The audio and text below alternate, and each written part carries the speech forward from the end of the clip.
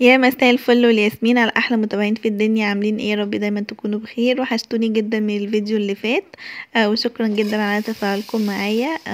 ربنا يخليكم ويفرحكم زي ما بتفرحوني. النهارده بقى هنعمل اكله مصريه بس بطريقه مختلفه.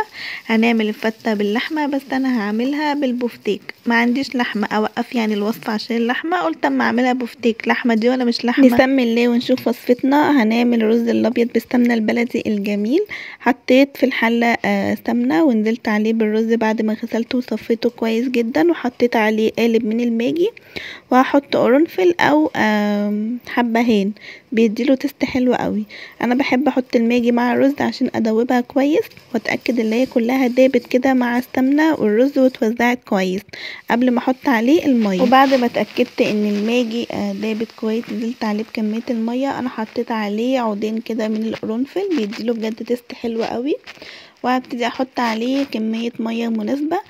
ما تحطيش ميه كتير، يا دوبك الميه تغطيه تغطية بسيطة علشان يطلع معاكي مظبوط. هما دول عودين القرنفل بجد بيديهم تست حلو قوي، جربيه او حط عليه حبهان. هنعمل بقى الشوربة لسان عصفور، طبعا كلنا عارفين اللي هي بتتعمل ازاي يعني، فانا مش هشاركها معاكم.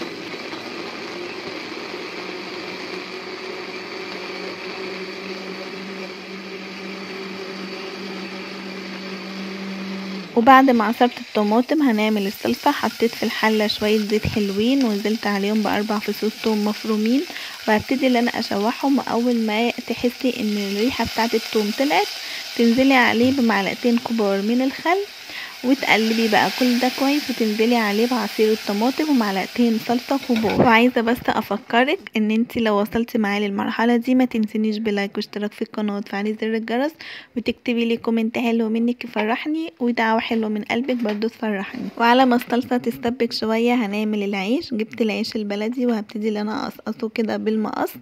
انا كنت بعملها بالعيش الابيض اللي هو الشامي، بس ما كانش عندي الفيديو اللي هو اتمسح يعني، كنت عاملاها بالعيش الابيض، بس يلا ما علينا.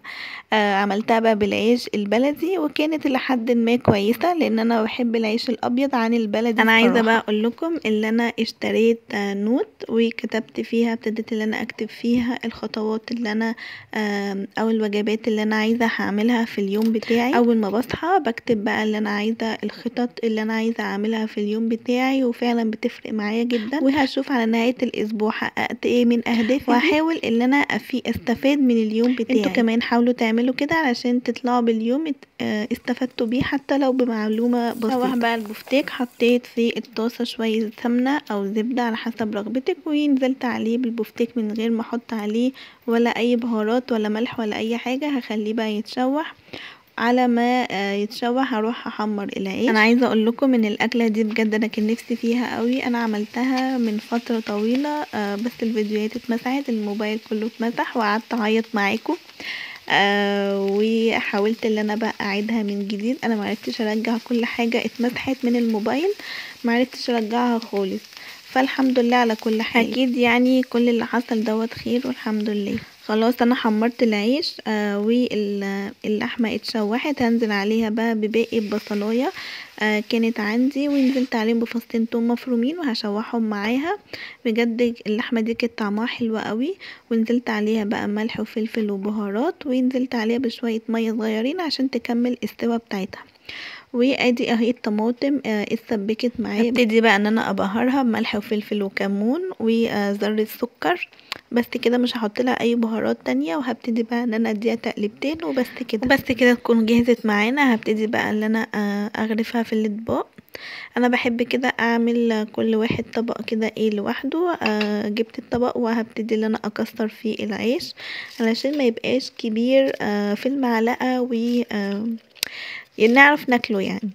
حطيته بقى كده في الاطباق، كسرته كده تكسيرة بسيطة، ووزعت عليه شوية صلصة علشان تطريه شوية، ووزعت عليه الرز. ما حبيتش ابوش العيش بالشوربة علشان انا بحبه يبقى مقرمش كده، بيبقى حلو قوي.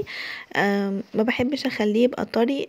مش بحب العيش بيبقى كده، بحس ان انا بتقفل منه يعني. فبحب العيش يبقى مقرمش كده، بيبقى طعمه حلو قوي.